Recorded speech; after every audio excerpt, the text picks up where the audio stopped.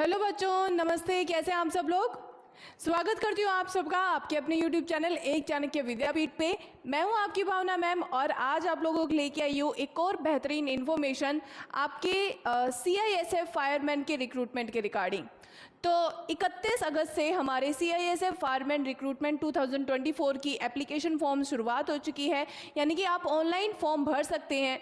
तो इन सब चीज़ों के बारे में डिटेल में समझेंगे कि किस तरीके से आपके एलिजिबिलिटी क्राइटेरिया रहेगा, कौन कौन बच्चे फॉर्म भर सकते हैं और क्या सिलेबस रहेगा, इनके बारे में डिटेल जानकारी लेते हैं। आप सभी बच्चों से गुजारिश है कि वीडियो को पूरा देखिएगा।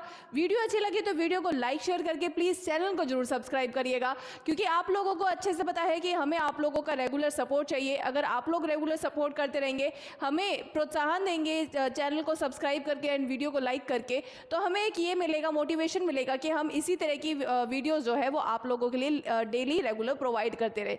तो चलिए बढ़ते हैं आज की इन्फॉर्मेशन के रिगार्डिंग कि CISF फायरमैन की नई रिक्रूटमेंट क्या आई है। तो ये कांस्टेबल फायरमैन की रिक्रूटमेंट है, जिसमें 1130 पोस्ट कुल रहने जा रही है और एज रहेगी 18 से 23 साल और 12th पास की बेसिस पे ये रहने जा रही है। तो थोड़ा सा डिटेल में जानकारी देखते हैं जी। तो देखो बच्चे, इसका ऑनलाइन एप्लीकेशन जैसा कि मैंने कहा था 31 अगस्त से शुरुआत हो चुकी थी और लास्ट डेट क्या थी 30/9/2024, यानी कि 30 सितंबर तक ये इसकी लास्ट डेट रहेगी। तो आप लोगों के पास काफ़ी सारा अच्छा खासा टाइम है, आप अभी भी इस फॉर्म को भर सकते हैं और जितना जल्दी हो उसके इस फॉर्म को भर दीजिएगा। उसके अलावा जी बच्चे, फीस की लास्ट डेट भी सेम ही है, यानी कि 30 सितंबर को ही आपकी फ़ीस की लास्ट डेट रहेगी और एग्ज़ाम रहेगा शेड्यूल के हिसाब से, मतलब उनका जो शेड्यूल होएगा उसके हिसाब से एग्ज़ाम होएगा। पेमेंट फ़ीस कितनी है? जनरल EWS और OBC के लिए 100 रुपीज़ है एंड SC ST और EMS के लिए कोई भी फीस नहीं रहेगी, यानी कि यूजली फीमेल्स के लिए भी कोई फीस नहीं रहने वाली है। ठीक है, चलिए बाकी मैं एक बार आप लोगों को बता दूं कि ये एक नोटिफिकेशन फॉर्म था जो CISF की तरफ से जारी हुआ था। एक सेकंड में दिखा देती हूँ आप लोगों को जी। तो ये हमारा नोटिफिकेशन फॉर्म है, जिसके अंदर पूरी डिटेल जानकारी दे रखी है।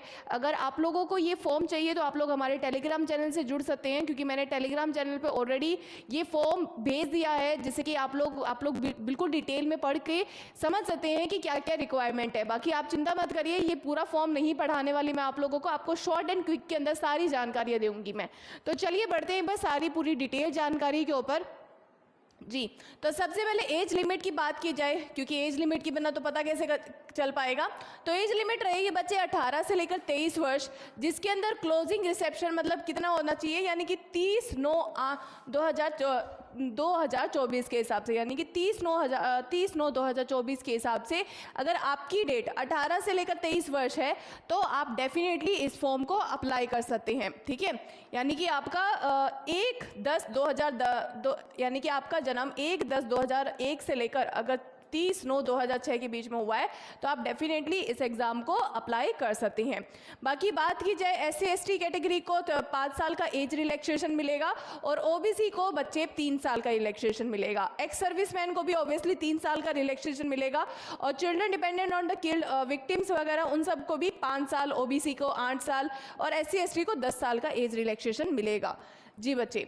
और यही देखिए, अब आप लोगों के आ चुके हैं कि कितने फॉर्म वैकेंसीज रहने जा रही है। तो टोटल वैकेंसीज रहेगी 1130 वैकेंसीज रहने जा रही है और ये बेसिकली UR की इतनी बता रखी है, OBC की अलग अलग, मतलब ये आप लोगों की कैटेगरी वाइज इतनी वैकेंसीज बता रखी है। जिसके अंदर एलिजिबिलिटी क्राइटेरिया की बात की जाए तो आप लोगों के ओनली फॉर मेल कैंडिडेट्स हैं। अब जैसा कि मैंने कहा था कि इसमें जनरल OBC वगैरह के, तो सॉरी, इसमें केवल और केवल मेल कैंडिडेट्स ही अप्लाई कर सकते हैं, फीमेल कैंडिडेट्स अप्लाई नहीं कर सकती। 10th +2 इमीडिएट विद साइंस, यानी कि आपकी 10th +2 यानी कि आप लोगों का +2 है आप लोगों की पास होनी चाहिए, उसके साथ में साइंस सब्जेक्ट से पास होना चाहिए। यानी कि अगर आप लोगों के पास PCM या फिर PCB था तभी आप इस फॉर्म को अप्लाई कर सकते हैं। तो ये बात याद रखिएगा, मेडिकल नॉन मेडिकल आपका 12th के अंदर होना चाहिए। उसके साथ में हाइट कितनी होनी चाहिए? 170 सेंटीमीटर होनी चाहिए और चेस्ट होना चाहिए 80 से लेकर 85 सेंटीमीटर। ये बिल्कुल ज़रूरी है। उसके अलावा बात कर ली जाए बच्चे कि वैकेंसीज किस हिसाब से रहेगी। तो आप लोगों के जैसे कि एसएससी जीडी में होता है कि स्टेट वाइज वैकेंसीज निकलती है और स्टेट वाइज शॉर्ट लिस्टिंग भी होती है और मेरिट भी स्टेट वाइज ही आती है। तो इसी तरीके से आप लोगों की सीआईएसएफ के अंदर भी स्टेट वाइज ही होएगा। तो सारा कुछ आपके डोमिसाइल के हिसाब से ही डिपेंड करता है। तो डोमिसाइल बहुत ही ज़्यादा मैटर रखता है। अब बात कर ली जाए सिलेक्शन प्रोसेस की, तो सिलेक्शन प्रोसेस में क्या क्या मैटर करता है। जैसे सबसे पहले सिलेक्शन प्रोसेस में आता है फिजिकल एफिशिएंसी टेस्ट और देन होता है आपका पीएसटी यानी कि पीईटी और देन होएगा फिजिकल स्टैंडर्ड टेस्ट यानी कि आप लोगों के फिजिकल होंगे।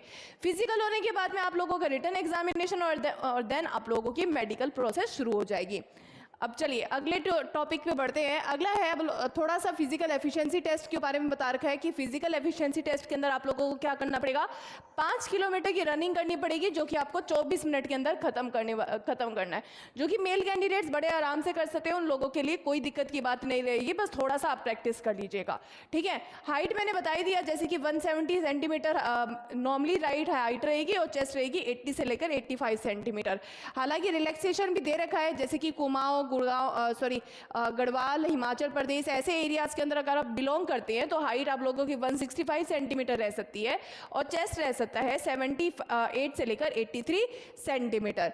तो आगे बढ़ते हैं। अब जैसे आगे भी थोड़ा बहुत डिटेल बता रखी है, जैसे कि अगर ट्राइबल एरिया से बिलोंग करते हैं, जैसे आदिवासी, मिजोरम या फिर नागा से, तो भी आप लोगों का एज रिलैक्सेशन हो सकता है 162.5 सेंटीमीटर का और चेस्ट के हाइट रिलैक्सेशन था और आप लोगों की चेस्ट रिलैक्सेशन हो सकता है 77 से लेकर 82 सेंटीमीटर का।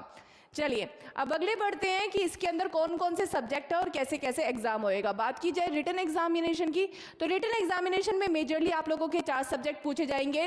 General intelligence and reasoning, basically reasoning, GK general knowledge and awareness यानी कि बेसिकली जीके, देन आप लोगों की मैथ्स होएगी और फिर बाद में इंग्लिश या हिंदी में से कोई एक सब्जेक्ट रहेगा। और आप लोगों के मैं बता दूं इन्फॉर्मेशन के लिए कि ये एग्जाम भी बायलैंग्वेज रहने वाला है, यानी कि इंग्लिश और हिंदी में दोनों में कंडक्ट करवा दिया जाएगा। तो अगर आप लोग होम बोर्ड से बिलोंग करते हैं जिसमें किसी बच्चे को अगर इंग्लिश नहीं भी आती है तो भी आप लोग ये सारे जो हिंदी तो ऑब्वियसली चूज कर ही सकते हो, बाकी जीके रीजनिंग वगैरह भी आप लोगों को हिंदी में ये पेपर मिल सकता है।